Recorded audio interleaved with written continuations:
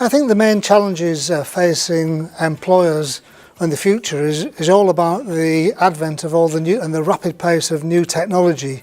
This is especially so in the Black Country, which is so dependent on its industrial base.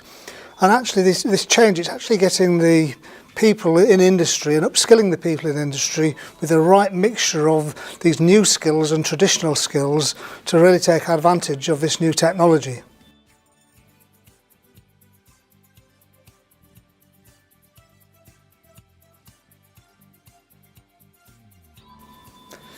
So to prepare to have people prepared for the world of work, schools and colleges really need to look at skills from two aspects.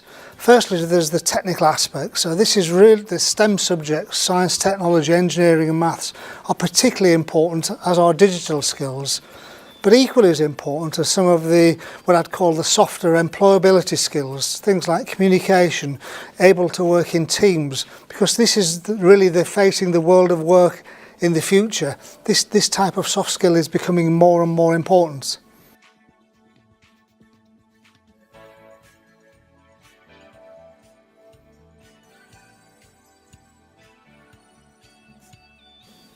I think it's really important that employers help schools and colleges prepare young people for the world of work.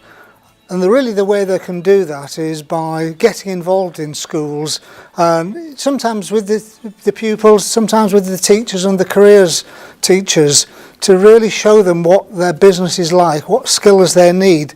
Because often even teachers and careers teachers aren't aware how quickly the world of work is changing around them.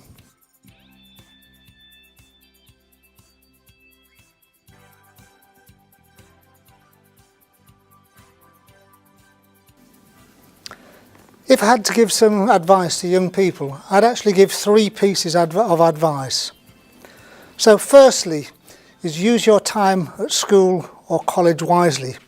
I've seen in my career a number of people who've openly admitted they didn't really make the best of their opportunities and have had to try and catch up with their qualifications later. And it's actually very, very hard to work and study at the same time. So firstly, use your time at school and college wisely. The second thing I would say is really try and think about what it is that you like to do. There's probably nothing worse in life than to have to do a job that you don't enjoy.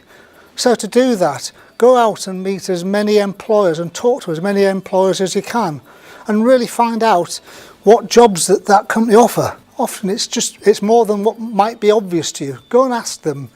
And also, while doing that, find out what it is you need to do to get a job in that sort of role. And the third piece of advice I would give to a young person is understand what makes you special for an employer. Employers don't just look at qualifications, they want to look at you as a person. So sometimes the things that you don't find important that make you you are things that employers are interested in. So sometimes if you're in the Scouts or the Cadets or you go to football coaching or you do sports or something, please always make sure that when you're interviewing the employer knows about what you do out of school, because those are some of the soft skills and examples of some of the soft skills that we've talked about that are so important to employers.